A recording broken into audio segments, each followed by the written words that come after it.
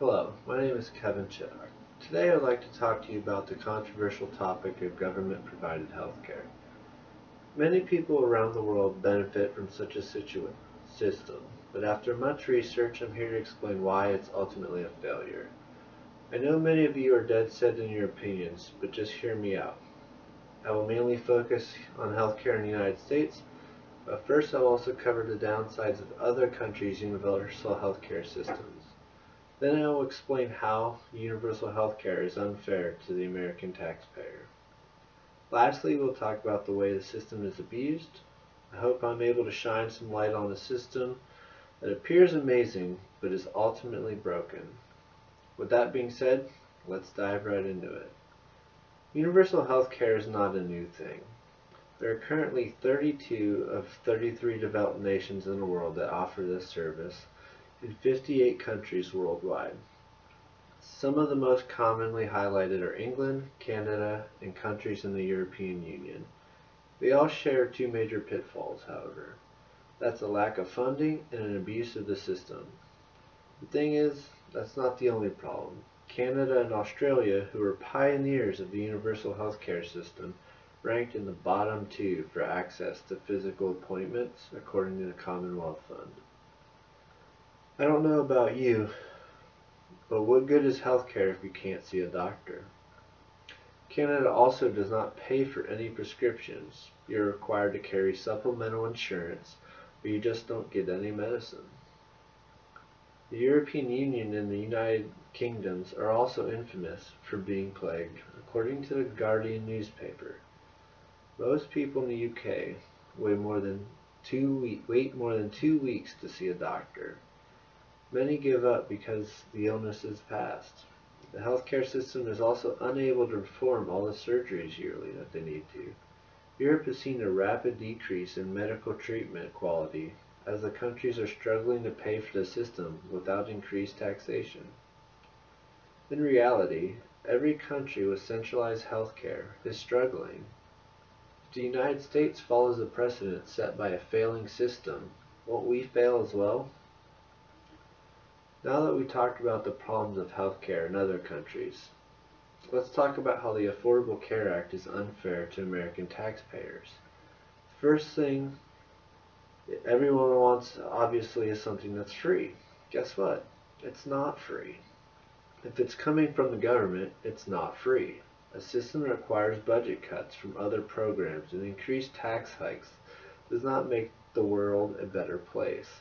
You might have insurance, but you're losing out on other aspects. The American people are paying for this system.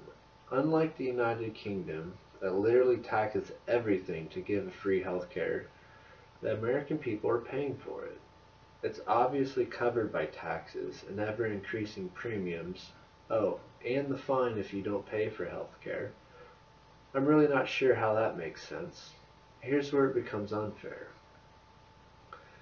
The provided policies are set in stone. If you have an ailment that requires a certain package to cover it, you have to pay for that one, even if 90% of the other stuff has nothing to do with you.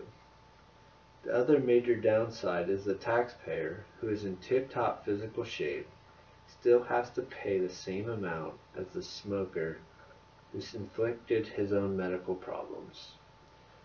Yes, we're all humans and deserve to be treated fairly, but why does a healthy individual get punished? I also mentioned the fine for not having health care.